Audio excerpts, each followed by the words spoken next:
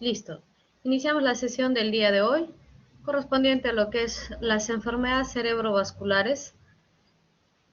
La enfermedad cerebrovascular es una de las enfermedades más frecuentes en realidad actualmente, ¿no? Y sobre todo se ha visto más reflejado en esta pandemia debido a los factores de riesgo con la que conlleva esta enfermedad, ¿no? Sabemos que por esta pandemia no ha habido controles, ¿no? Para los pacientes crónicos con hipertensión, diabetes, con lo que ha llevado esto a que muchos de los pacientes con esos factores de riesgo desarrollen esta enfermedad, que es una enfermedad discapacitante y es una de las enfermedades en neurología quizás la segunda causa más frecuente a nivel de lo que se ve en la emergencia médica, ¿no? Es una enfermedad que en realidad produce muchos efectos secundarios, que es una enfermedad crónica en la cual el tratamiento es multidisciplinario con varias especialidades dependiendo del factor de riesgo que llevó a esta enfermedad.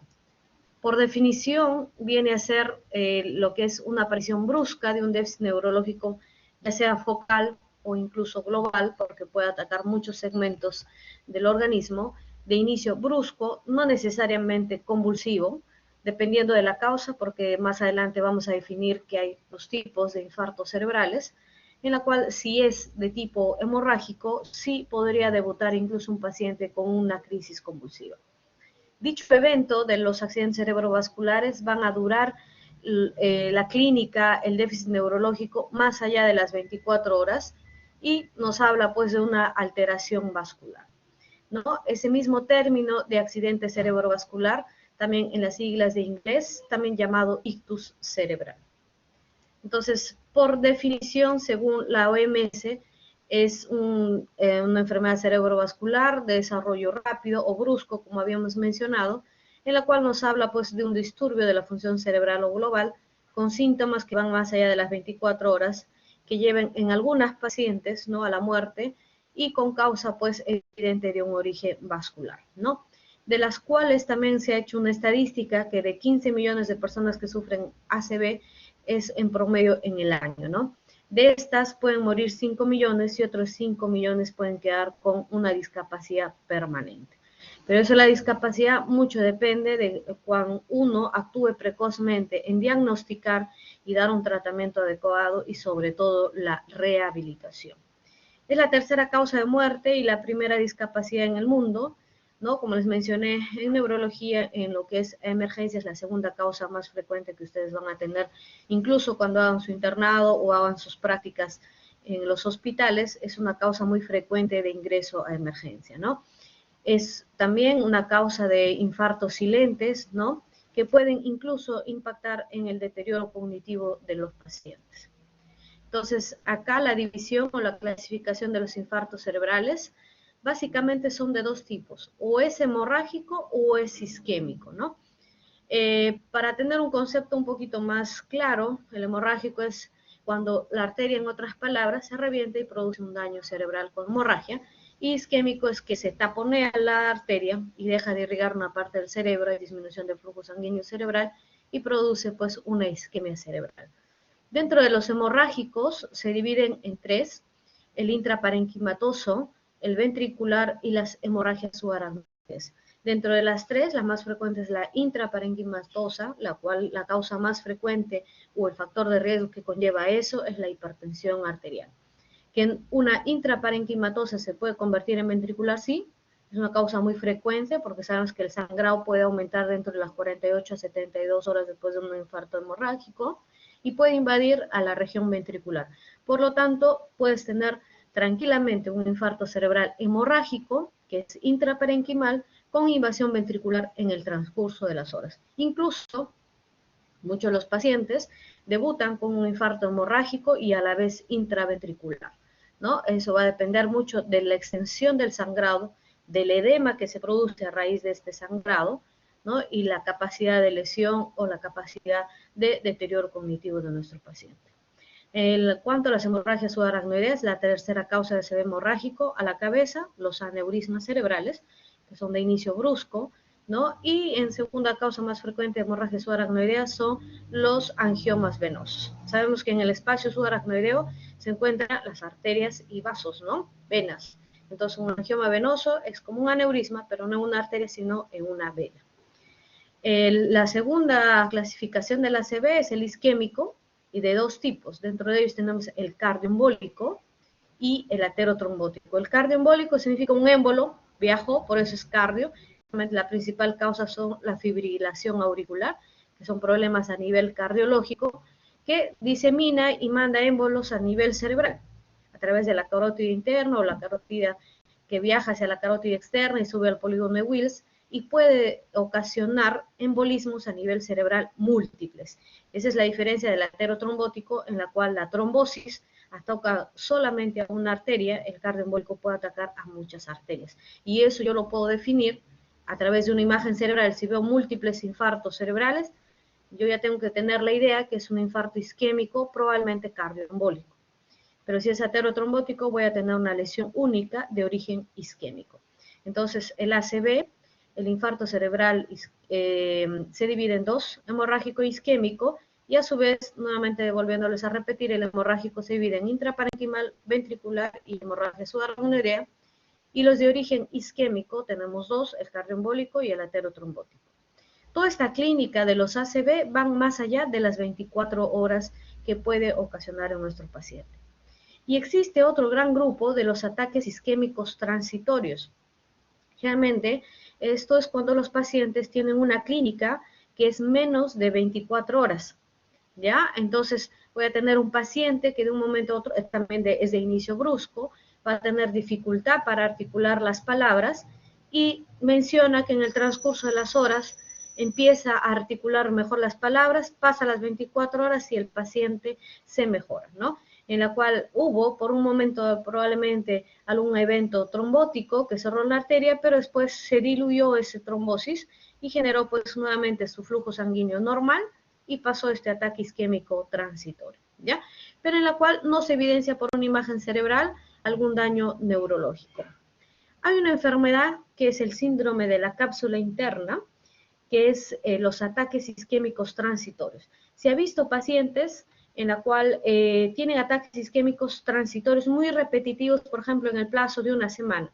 Y a la larga, esos ataques isquémicos transitorios llegan a la final a producir una lesión cerebral que sobre todo ataca la cápsula interna. Por eso se llama síndrome de la cápsula interna, ya que se ha visto sobre todo en pacientes jóvenes. Vemos acá una clasificación un poquito más en un cuadro para entender, ¿no? Isquemia o es hemorragia nuestra enfermedad cerebrovascular. De isquemia, o es global o es un infarto maligno que atacó casi toda la región del parénquima cerebral, ¿no? O es focal, localizado, y de ahí yo tengo que dividir. ¿Fue un ataque isquémico transitorio? ¿Duró menos de 24 horas mi clínica? ¿O fue más allá de las 24 horas en la cual ya me ocasionó un daño cerebral? Y de ahí tengo que buscar la causa. ¿Fue aterotrombótico? ¿Fue cardioembólico? ¿Partió desde el corazón?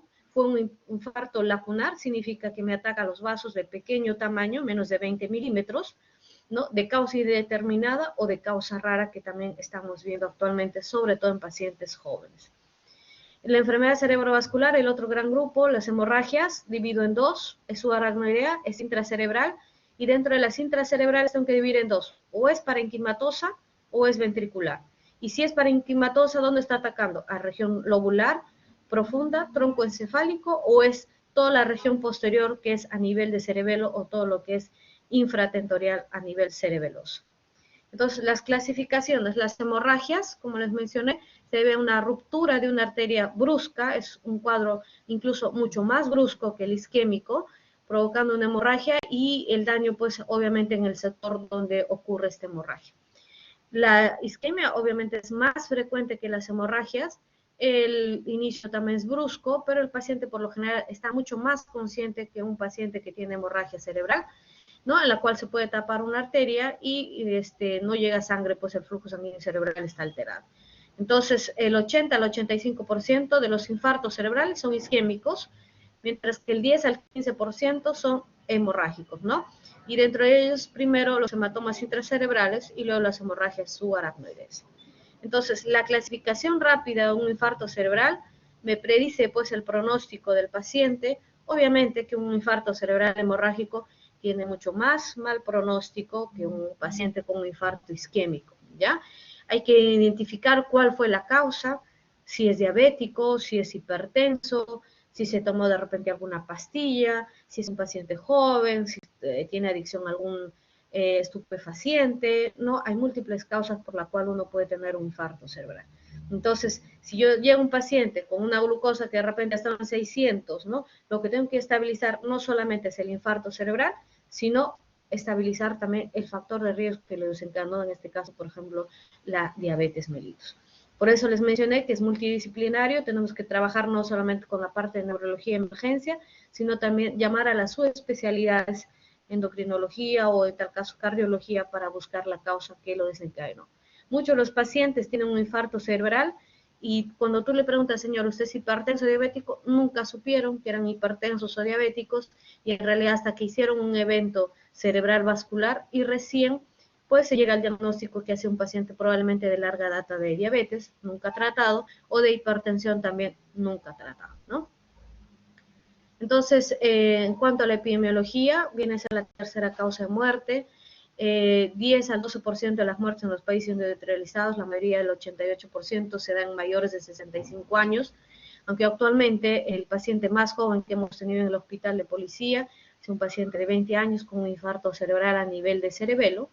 Bueno, fue la causa a través de un fármaco que de repente lo conocen, el sildenafilo, en el cual se excedió en la dosis, ocasionó una vasoconstricción cerebral y produjo un infarto cerebral. Otra causa, un paciente joven de 25 años también que llegó al hospital de policía, fue por adicción a drogas en exceso, en la cual también hizo un infarto cerebral, sobre todo a nivel de cerebelo. Muchas de las enfermedades cerebrovasculares en gente joven es básicamente a nivel de cerebelo. ¿Ya? El riesgo de infarto cerebral es mucho más frecuente en hombres que en mujeres, pero las que pueden tener más mortalidad es las mujeres cuando les da un infarto cerebral. El infarto cerebral es recurrente, sí, hasta un 26% en los primeros 5 años y un 39% dentro de los 10 años. Por eso hay que tener claro un paciente cuando llega a la emergencia con un infarto cerebral diagnosticado, uno tiene que hacer conciencia de enfermedad, explicarle al paciente que ahorita de repente le dio un infarto que quizás no le desencadenó mucho déficit motor, y se le dice, ¿no? Señor, si usted no se cuida sus factores de riesgo como la hipertensión o la diabetes, más adelante puede volver a ser un evento vascular nuevamente y quizás sea de mayor intensidad que el que tuvo anteriormente, porque los eventos isquémicos son muy repetitivos. Incluso estando hospitalizados, hemos tenido pacientes estando estables, tienden al reinfarto cerebral durante su hospitalización. Por eso es que el paciente que llega a la emergencia con infarto cerebral, no se desesperen en hospitalizarlo. ¿Por qué? Porque es un paciente que tú tienes que evaluarlo las primeras 72 horas en la cual un infarto cerebral puede crecer, incluso un infarto isquémico se puede transformar a hemorrágico. Entonces, las 72 horas un paciente tiene que estar en emergencia.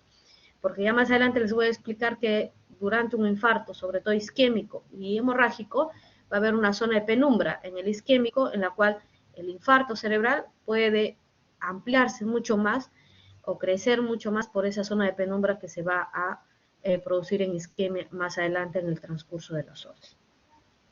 En cuanto a los factores de riesgo, tenemos la edad avanzada, porque sabemos también así como envejecemos, pues externamente, también internamente nuestras arterias sufren pues el deterioro, ¿no?, de la íntima, se va rompiendo, se va arrugando esas arterias, que a la final cualquier evento trombótico pues cierra con facilidad las arterias. El sexo sí, también generalmente como les expliqué es más frecuente en varones.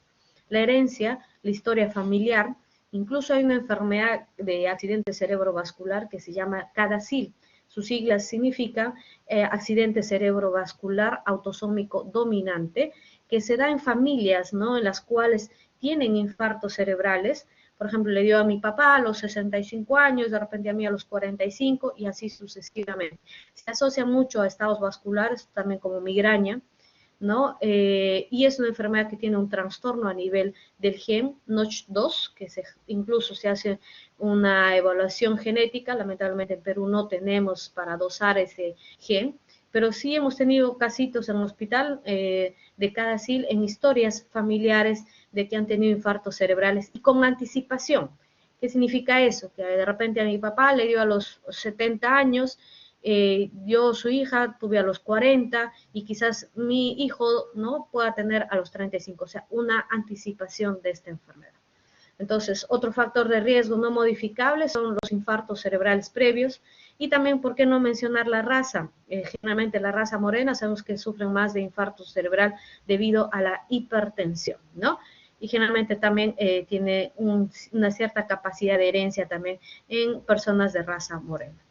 Los factores modificables, la hipertensión, diabetes, enfermedades de las carótidas, enfermedades cardíacas, tabaquismo, alcohol, dislipidemia, sabemos que mucho pues colesterol, triglicéridos desencadena eso, sobrepeso, trastornos en la coagulación, sobre todo fibrinógeno, los anticonceptivos orales que utilizan las mujeres, sobre todo a base de altas dosis de estrógeno, también es un condicionante, ocasiona trombosis y produce el infarto cerebral.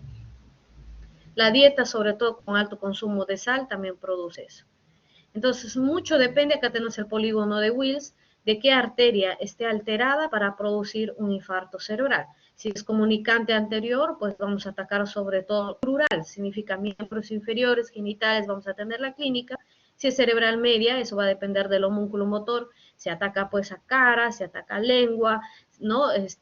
Y la cerebral posterior, que tiene todo que ver con la arteria basilar y vertebral, en lo que es cerebelo y lo que es la ataxia o los nistagmos que podemos tener de acuerdo a la clínica, de acuerdo a lo que es la anatomía de la circulación cerebral. Entonces, es muy importante saber la clínica de nuestro paciente. Con la clínica uno ya puede saber, ya, el paciente, por ejemplo, vino con dificultad para articular las palabras, vino con dificultad para mover el brazo. ¿Dónde está la lesión? Si yo me ubico en mi homúnculo motor, yo puedo saber que este paciente tiene un infarto cerebral muy probable a nivel de la arteria cerebral media, ¿no? Pero si mi paciente me llega con dificultad para caminar, o sea, básicamente me ha alterado el miembro inferior, tiene de repente por ahí incontinencia urinaria, ¿dónde está mi lesión? En arteria cerebral anterior. ¿Que se puedan combinar las dos? Sí, también se puede combinar las dos cuando nuestro infarto cerebral es más extenso. Y si, por ejemplo, me llega un paciente con dificultad para caminar, amplía la base de sustentación, tiene una ataxia, que se llama eso, al examen físico, entonces mi inclinación no es en arteria cerebral anterior ni media, sino toda es circulación posterior, es arteria cerebral posterior, eso me indica que tiene una lesión a nivel de cerebelo. Entonces va a depender mucho de la arteria, de la anatomía funcional de la circulación cerebral para poder tener los síntomas, ¿no? Si ataco, por ejemplo, la arteria oftálmica, voy a tener problemas visuales. Cerebral anterior, paresia o paraparesia de las piernas, ¿no? Déficit sensitivo, incontinencia urinaria. Si tengo cerebral posterior, como les dije, este cerebelo, vértigo, diplopia, alteración de la marcha, ¿no? Si es cerebral media, hemiplegia contralateral, ustedes saben que las lesiones siempre en cerebro son contralaterales a la lesión, ¿no? Entonces, es muy importante saber lo que es la anatomía para poder ya tener un alcance de dónde está la lesión. ¿Qué es un ataque cerebrovascular? Es básicamente la disminución del flujo sanguíneo cerebral, lo cual hace que el paciente sufra una isquemia, todo un trastorno de la neurotransmisión, en la cual produce pues el infarto cerebral debido a lo que es la regulación de lo que es oxígeno, y las células cerebrales empiezan a morir y producen pues un daño permanente. Lamentablemente los infartos cerebrales donde se desarrolla la lesión, la isquemia, no se recupera. ¿Ya? Entonces, los tipos de infarto, ya sabemos, ¿no? Isquemias, hemorragias, ¿no? La isquémica, ya saben ustedes que es por una alteración a nivel del bloqueo de las arterias cerebrales, ¿no? Puede ser por un coágulo trombótico o puede ser embólico cuando viaja de otro lugar, ¿no? Y los hemorrágicos, ¿no? En la cual ya se debilita, pues, el vaso sanguíneo y produce, pues, que los vasos sanguíneos se revienten, en otras palabras, y produzcan la hemorragia cerebral. Entonces, hablando ya un poquito en definición de los isquémicos, es el taponamiento del exceso de grasa en las paredes, porque sabemos que también no solamente se tapa por trombos o émbolos también, sino el exceso de grasa. Por ejemplo, un paciente con dislipidemia produce obstrucción a nivel de las arterias por alteración de la íntima y ocasionan esto también, ¿ya? Entonces, ya sabemos la clasificación de los isquémicos, ¿no? Los trombosis también, como les mencioné, ataca solamente una arteria, en cambio los émbolos pueden atacar más de 2 o 3, como lo vemos acá en la imagen en azul, en la cual se ha alterado 3 arterias y vamos a tener incluso 3 a 4 lesiones a nivel cerebral, ¿ya? Entonces, ¿cuál es la fisiopatología del infarto cerebral? Lo normal de el flujo sanguíneo cerebral es entre 50 y 55 mililitros por 100 gramos por minuto. Eso es lo normal del flujo sanguíneo cerebral. Pero, ¿qué pasa si mi flujo sanguíneo cerebral empieza a bajar? Se va a generar un edema, un aumento del lactato, sigue bajando mi flujo sanguíneo cerebral porque hay de repente alguna obstrucción o algún deterioro en la íntima y va a haber una pérdida de la actividad eléctrica cerebral. A la final se va a activar una falla en la bomba de sodio y potasio, produce una muerte neuronal. ¿Alguna pregunta? ¿Alguien levantó? Ya, a ver, continúo entonces. Me pareció que había una pregunta. Produce una muerte neuronal y produce el infarto cerebral. O sea, un daño cerebral básicamente ya se inicia desde menor de 50, promedio en 25, pero ya a partir de 20 ya hay una muerte neuronal y ya tenemos la clínica de un infarto cerebral. ¿Qué es la zona de penumbra? O sea, si yo tengo una arteria que está cerrada, va a producir la lesión isquémica, por ejemplo circular, y la zona de penumbra es la que todavía no se infarta.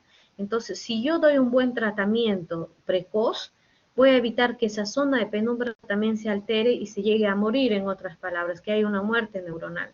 Entonces, eso es lo importante de la acción al inicio de un infarto cerebral. Lamentablemente, por lo que se infartó, ya no podemos hacer nada. Lo que tenemos que evitar es que esa zona de penumbra se siga dañando más de lo normal. Entonces, un paciente que llega a la emergencia con un déficit motor, una dificultad para articular las palabras, un trastorno de la conciencia, hidrátenlo, doctores, pero no con dextrosa, porque eso jala, pues, osmiocitos, genera, pues, peor alteración a nivel cerebral. Siempre un paciente con sospecha de infarto cerebral, ya sea cual sea la causa, o isquémico, o hemorrágico, hidraten. Con la hidratación, ustedes ya están salvando al paciente, están haciendo que su flujo sanguíneo cerebral mejore y evite que la zona de penumbra a la final produzca un deterioro neurológico y a la final produzca pues un infarto cerebral. Entonces, en promedio, el flujo sanguíneo cerebral, como les mencioné, es 50 mililitros, y de esa capacidad de 50, si yo le divido al 100%, el 80% va a irrigar mi corteza cerebral y el 20% a la sustancia blanca. Sabemos que el cerebro se divide en sustancia blanca, que es la parte más interna del cerebro, y la parte más externa, que es la sustancia gris o la corteza cerebral. ¿Por qué tengo que irrigar mucho más en porcentaje a la corteza? Porque en la corteza se van a encontrar las neuronas, se van a encontrar los axones.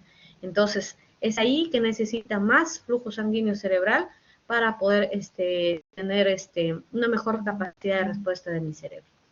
¿Ya? El flujo sanguíneo cerebral, cuando ya baja a menos de 30 mililitros por 100 gramos por minuto, ya vamos a tener ya una disfunción celular, ¿no? Ya las células nerviosas pierden su función operativa, y ya más de 20 incluso ya sabemos que hay una lesión estructural, pues, ¿no?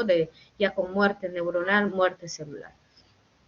Entonces, los mecanismos principales del ACV isquémico, la oclusión de la arteria, trombosis de arteria o una déficit en la irrigación por alguna estenosis a nivel de un vaso extracráneo. Entonces, dependiendo también dónde es la lesión, voy a tener pues alteraciones tanto motoras, en el comportamiento y las percepciones. Como les mencioné, toda lesión izquierda, ¿dónde va a ocasionar la clínica? Debilidad derecha, ¿ya? Si es derecha, ¿dónde voy a ocasionar el déficit motor? Izquierda, ¿no? Entonces, en cuanto al comportamiento, mucho va a depender. Si es izquierda, voy a tener de repente pacientes que van a tener pues cierta cautela, van a tener un deterioro que quizás no es muy evidente cuando es izquierdo, pero cuando es derecho sí voy a tener un paciente con más trastornos del comportamiento, va a estar impaciente, va a tener trastornos incluso de conducta, va a estar más impulsivo, irritable cuando la lesión es derecha.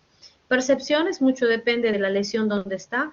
si va a ser una fase de repente de Broca o de Wernicke, ¿no? De Broca es la dificultad para articular las palabras, en cambio la de Wernicke o también llamada sensitiva, el paciente habla normal, pero no te entiende y habla cualquier incoherencia y en realidad esa es una fase de tipo Wernicke. El ACV hemorrágico es el otro gran grupo, como les mencioné, es muy brusco el ACV hemorrágico, muchos de los pacientes incluso tienen un trastorno, incluso en la escala cognitiva, ¿no? Pueden llegar a una escala de Glasgow menos de 15, con trastorno de conciencia, justamente por el sangrado.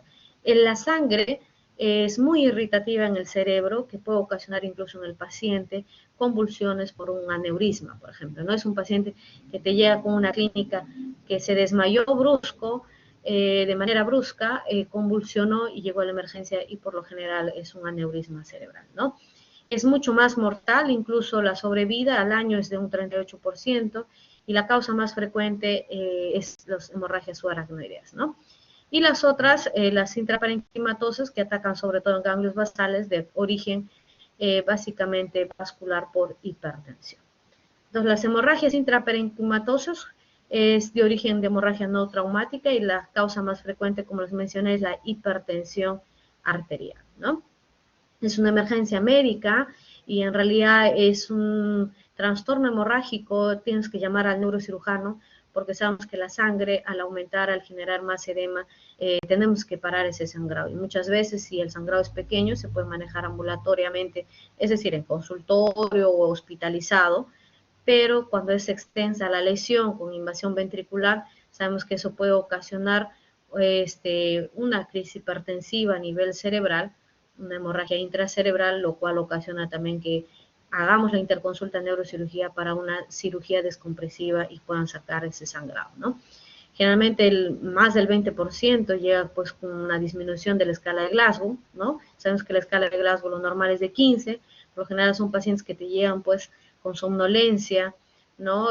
Pacientes que te llegan a una escala quizás de 10, de 8, mucho va a depender del sangrado, ¿no? Es muy importante, como les mencioné, las primeras horas para actuar a un paciente con infarto cerebral, sobre todo las 72 horas, ¿no? La etiología, la hipertensión arterial, como les mencioné, ocasiona la hemorragia sobre todo parenquimatosa, pero el resto ya, sobre todo las malformaciones vasculares, son aneurismas y angiones. Y el resto que están acá, angiopatías, tratamientos anticoagulantes, sobre todo pacientes que utilizan warfarina, hay que tener mucho cuidado, porque cuando aumenta su INR corre el riesgo de producir sangrados cerebrales, ¿ya? O pacientes que tienen problemas en las plaquetas, por ejemplo, pacientes con leucemia o pacientes con antecedente de cáncer que tienen muchos trastornos en las plaquetas, generalmente cuando baja más de 70 un dosaje en plaquetas en sangre, hay que tener cuidado, pues son pacientes que en cualquier momento pueden hacer una hemorragia cerebral, ¿no? La fisiopatología, sabemos que también es por una ruptura del vaso sanguíneo, produce un sangrado a nivel parenquimal, hay aumento de la presión intracraneal en muchos de los pacientes, sobre todo cuando hacen un daño a nivel intraventricular, y eso pues puede generar a la final un daño pues a nivel celular y en la corteza y producir incluso el encablamiento del paciente y producir la muerte también de nuestro paciente. La fisiopatología de la hemorragia cerebral, primero se produce una hemorragia cerebral inicial, luego se genera un hematoma, luego un edema, perihematoma, y de ahí que la hemorragia puede avanzar y pues lesionar otras estructuras cerebrales, incluso desviar la línea media y con eso ocasionar una presión intracerebral, ocasionando la hernia a nivel cerebral, hernia del uncus, en la cual es la principal causa de muerte por una hemorragia cerebral, ¿no? Cuando el hematoma va más allá de los 30 mililitros a nivel cerebral, es una alta probabilidad que haya un porcentaje de muerte a nivel cerebral y obviamente muerte de nuestro paciente. Entonces, cuán importante, como les mencioné, es la clínica, hacer una imagen cerebral, sabemos que en la emergencia no hay resonancia, y para una imagen, en realidad para un ACV es sumamente necesaria una tomografía, no es una resonancia, porque la tomografía es el gol estándar hasta ahora para un infarto tanto isquémico hemorrágico. Por ejemplo, si me llega un paciente a la emergencia con un déficit motor, me llega que no puede caminar, que recién desde la mañana, por ejemplo, en la tarde lo llevan los familiares de emergencia, no puede caminar, yo lo que tengo que hacer primero es una tomografía. Obviamente, un infarto isquémico, las imágenes pueden demorar hasta 72 horas en verse en una imagen, pero yo por lo menos con una tomografía en emergencia, yo ya sé si mi paciente sangró o es una hemorragia isquémica o es hemorrágica. Si es hemorrágica, tengo que actuar con otro tipo de tratamiento, porque tengo que hacer que ese sangrado disminuya, pero si no hay lesión cerebral, no, tengo que ya dar anticoagulantes, ese es un infarto isquémico, ¿no? Entonces, una emergencia, más que suficiente una tomografía cerebral, ¿ya? El diagnóstico, muy importante, la historia clínica, hay que saber cómo era nuestro paciente al inicio, era un paciente que se movilizaba solo, un paciente que hablaba solo, es un paciente que tiene antecedente de alguna enfermedad, entonces la historia clínica es básica, doctores, es muy importante, tiene antecedentes familiares, qué tomó, qué se automedicó, ¿no? Estuvo en algún sitio, de repente tomó alguna sustancia, ¿no? Sobre todo en pacientes jóvenes, es importante el examen físico, hay que hacer exámenes de laboratorio, sobre todo para ver si tiene algún otro antecedente, hipertensión, diabetes o alguna otra patología, una vasculitis, alguna alteración a nivel del hemograma que te puede ocasionar también problemas neurológicos, ¿no? Y cuán importante ya más adelante es la neuroimagen para, sobre todo, decir, o es isquémico o hemorrágico a través de la imagen cerebral. Los síntomas van muy variados, ¿no? Desde una disartria, de repente un trastorno de la conciencia, no mueve una pierna, tengo problemas visuales, entonces mucho va a depender de la lesión, de la zona donde haya atacado, qué arteria haya atacado para tener los síntomas neurológicos, ¿no? Si tengo vértigo, si tengo pérdida del equilibrio, entonces voy diciendo, pérdida del equilibrio, nistagmus, este es un infarto del cerebelo. Si tiene trastornos del ánimo, si tiene, por ejemplo, adormecimiento en la mitad del cuerpo que no lo tenía y es de manera brusca, ese es un infarto a nivel parietal. En cambio, si es más motor, mi origen puede ser en la arteria cerebral media, entonces la lesión ¿dónde está? A nivel frontal, ¿no? Entonces es muy importante la clínica para más o menos ya uno guiarse en dónde está la lesión y obviamente las pruebas como complementarias de laboratorio, hemograma, coagulación, imágenes, hay que hacer un electrocardiograma, de repente es un fibrilador que me está haciendo pues cardioembolismo a nivel cerebral, una radiografía de tórax también y las imágenes, como les dije, la tomografía cerebral. Entonces vemos acá dos imágenes, ¿no? Lo que es a la margen derecha, vemos una imagen mucho más gris, que es un infarto isquémico, en lo cual vemos que es extenso, ¿no? Y que está atacando la arteria cerebral media, ¿no? En cambio, a su margen, derecho y a la izquierda, vemos cómo es la hemorragia, ¿no? En esta imagen solamente vemos acá una imagen pequeña de una hemorragia que es básicamente intraparenquimatosa a nivel de ganglios basales. La principal causa es hipertensión arterial. Y vemos acá un sangrado en la cual ya es mucho más extenso. Miren cómo desvía la línea media. Miren, esta hemorragia no, es muy localizado, pero esta sí, ¿no? Incluso con invasión ventricular a ambos lados cerebrales, ¿no? A ambos hemisferios cerebrales. Entonces, esta sí es probablemente de mal pronóstico y que puede evolucionar mal nuestro paciente, ¿no?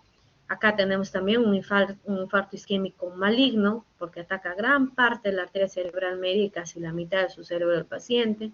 Hay desviación de la línea media. Y un ictus hemorrágico en la cual, miren, acá tenemos el sangrado, todo lo que se define en blanco, o hiperdenso, se llama en tomografía, ¿no? Y la cual alrededor vemos un edema, ¿no? Que está ocasionando también la desviación de la línea media a nivel cerebral. El tratamiento, sobre todo, es diagnosticar el balance hídrico, sobre todo ustedes tienen que hidratar, no se olviden, hidraten con cloruro, ya, después hagan sus controles para ver si hay alguna infección de por medio, ya, hay que hacer también para ver la diabetes, ¿no? O sea, todo su medio interno hay que ver y más adelante el tratamiento médico. Si me sale isquémico, tengo que dar antiagregantes. Tenemos dos, que es la aspirina y el clopidogrel. El que de mayor uso por lo general es la aspirina, ¿no? Es el que generalmente se utiliza en dosis de ataque de 300 miligramos y después ya se utiliza 100 miligramos por día. Por lo general se indica al paciente después del almuerzo porque sabemos que la aspirina es muy gastrolesiva y entonces tenemos que evitar también eso, ¿no? El clopidogrel es una dosis diaria. La anticoagulación también se puede utilizar dentro de los antiagregantes, aparte de la anticoagulación, enoxaparina, que es 40 miligramos subcutáneo. ¿no? O enoxaparina 1 miligramo por kilo cada 12 horas, ¿no? Generalmente se utiliza enoxaparina 40 miligramos subcutáneos, ¿ya? En neuroprotección se da la citicolina. La citicolina es un medicamento que actúa a nivel de las paredes del vaso arterial y lo que hace en una u otra forma, sabemos que las paredes de los vasos arteriales está compuesto también por lípidos. Entonces la citicolina hace o evita que esos lípidos se rompan mucho más en pacientes con infarto cerebral. Por eso se llama un neuroprotector cerebral y evita que la zona de penumbra avance en nuestros pacientes. Por lo tanto, este es un medicamento que se utiliza 1 gramo generalmente si el paciente no puede consumir por vía oral, incluso hay en inyectables que también viene de 1 gramo que se aplica 1 gramo cada 12 horas. Obviamente hay que vigilar el nivel de conciencia. Un paciente con infarto cerebral hay que ir evolucionando no solamente a la hora de ingreso, sino incluso cada 8 horas o cada 12 horas para ver cómo va su nivel de conciencia. ¿Por qué? Porque si el paciente entró de repente caminando con un cierto déficit motor y tú lo evalúas a las 8 horas y ves que su déficit motor es mucho más, que su nivel de conciencia está mucho más bajo, con tendencia a la agitación o de repente a la somnolencia, o me presenta crisis epiléptica, significa que un paciente no está evolucionando bien. Entonces tengo que pedir un control quizás de imagen para ver si su infarto cerebral ha evolucionado o se ha infartado mucho más. O de repente pasó de un isquémico a un hemorrágico y en realidad eso también hay que tener presente. En realidad un paciente con infarto cerebral es un paciente que entra en estrés. Entonces uno tiene que dar también protección gástrica, ya sea con cualquier, ¿no? Protector gástrico, omeprazol o ranitidina, ¿no? Y las estatinas también, dentro de ellas utilizamos la torvastatina, muchos colegas pueden usar hasta 80, generalmente nosotros en el hospital usamos 40, porque la torvastatina, así como te protege para el infarto isquémico, te puede producir cierto sangrado, entonces por lo general se utiliza dosis media, no tan baja como 20, pero quizás una dosis intermedia de 40 miligramos que te puede ayudar para proteger esto, ¿ya? Listo, ¿qué es importante o quizás una de las preguntas, si es que quizás nuestro cerebro se puede autorreparar? Sí, existe mucho el término que estamos usando ahora, que es la neuroplasticidad. Entonces, mucho depende de la neuroplasticidad de la edad del paciente. Si es un paciente joven, sabemos que su respuesta al tratamiento y su neuroplasticidad va a ser mucho mejor. ¿Qué es la neuroplasticidad? Si, por ejemplo, mi infarto cerebral me atacó, por ejemplo, un segmento de la arteria cerebral media, significa que hay muerte neuronal. Entonces, la neuroplasticidad, lo que se ha visto es que esa capacidad de esas neuronas que fallecieron, que se necrosaron, hay otras neuronas que suplen esa función neuronal y hacen que el paciente vuelva a su actividad o a su función motora normal. Entonces, ¿qué se ha visto? Que esa neuroplasticidad es más en gente joven que una persona más adulta. Entonces su capacidad de autorrepararse ese cerebro va a ser mucho mejor. La gravedad, si yo también sé que es un paciente que me ingresó con un infarto cerebral extenso, pues lamentablemente no voy a tener una buena recuperación porque sabemos que la lesión es grande, ¿no? La localización, si por ejemplo mi infarto no solamente me atacó intraparenquimatoso, sino también intraventricular, pues sabemos que también mientras más daño cerebral, en realidad voy a tener más secuelas, ¿no? Y mucho va a depender también de las patologías previas. Si yo tengo un paciente que solamente es hipertenso, de repente yo controlo con mi antihipertensivo normal, lo puedo llevar tranquilo, mi paciente puede también estar bien, estar adecuadamente controlado y pueda mejorar su clínica. Pero ¿qué pasa si yo tengo un paciente hipertenso, diabético, es un paciente que tiene dislipidemia, es un paciente que tiene vasculitis, o sea, tiene múltiples factores, muchas comorbilidades asociadas a infarto cerebral? Lamentablemente también es un paciente que probablemente no pueda tener una recuperación completa. ¿Cuándo se habla de un paciente? Porque te van a preguntar, doctor, ¿mi paciente va a mejorar? ¿No? Entonces, sí, tengo chance hasta 6 meses para recuperar. Pero si en los 6 meses el paciente no hizo tratamiento médico, no hizo rehabilitación, es poca la probabilidad que pueda recuperar. Pero si yo, por ejemplo, tengo mi paciente que está ahí al pie de la letra, toma su tratamiento, hace una buena terapia, desde el inicio, doctores, desde el inicio una terapia física, 3 meses y se recupera. Entonces, eso es lo importante, el periodo en el cual uno puede dar a nuestro paciente para que se pueda recuperar de un infarto cerebral, ¿no? Entonces, cuán importante es tomar conciencia con nuestros pacientes, de explicarle de qué se trata su enfermedad, porque es muy importante cuando tenga un paciente ustedes en sus términos, ¿no? Explíquenlo bien al paciente, porque si no el paciente dice, sí, me dio un derrame. No necesariamente fue un derrame, puede ser un infarto isquémico, hemorrágico. Entonces, usted, señor, lo que ha tenido es que su arteria, que es como un tubito, se cerró y dejó de irrigar su cerebro, es isquémico. O señor, usted ha tenido una arteria que se reventó. La causa fue que usted no tomó sus pastillas para la presión, usted no se cuidó de la diabetes. Entonces, señor, si usted no quiere que lo vuelva a repetir este evento, contrólese con sus médicos, contrólese con endocrinología, cardiología, haga su terapia para evitar que vuelva a tener un infarto, porque quizás la próxima no va a ser igual que este infarto que tuvo previo, ¿ya? Entonces, nunca utilicen, por favor, dextrosa, no se olviden, y nunca se anticipen a dar aspirina si no saben la causa, porque si ustedes dan, por ejemplo, antiagregantes a un paciente que tiene un ácido hemorrágico, doctores lo hacen que sangre más al paciente. Entonces, nunca receten también para un dolor de cabeza intenso, toma tu aspirina. Caso error, muchas veces los dolores de cabeza intensos son por algún aneurisma o alguna hemorragia cerebral. Tú lo das aspirina, muerte del paciente, mayor deterioro. Entonces, no es de uso así nada más.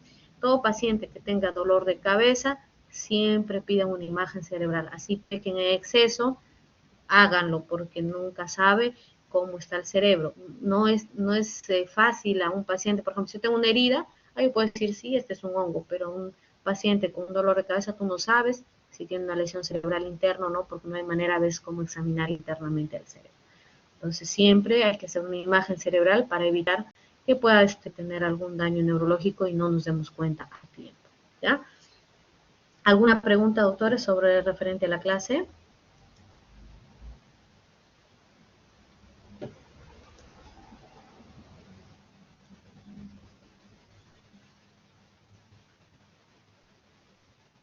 Doctora, todo claro. ¿Todo claro? Ya. Perfecto.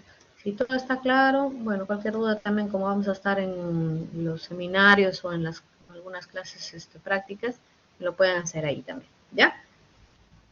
Listo, doctores. Muchísimas gracias. Espero que hayan podido entender la clase en realidad práctica y teoría, ¿ya? Hasta luego. Muy buenas tardes.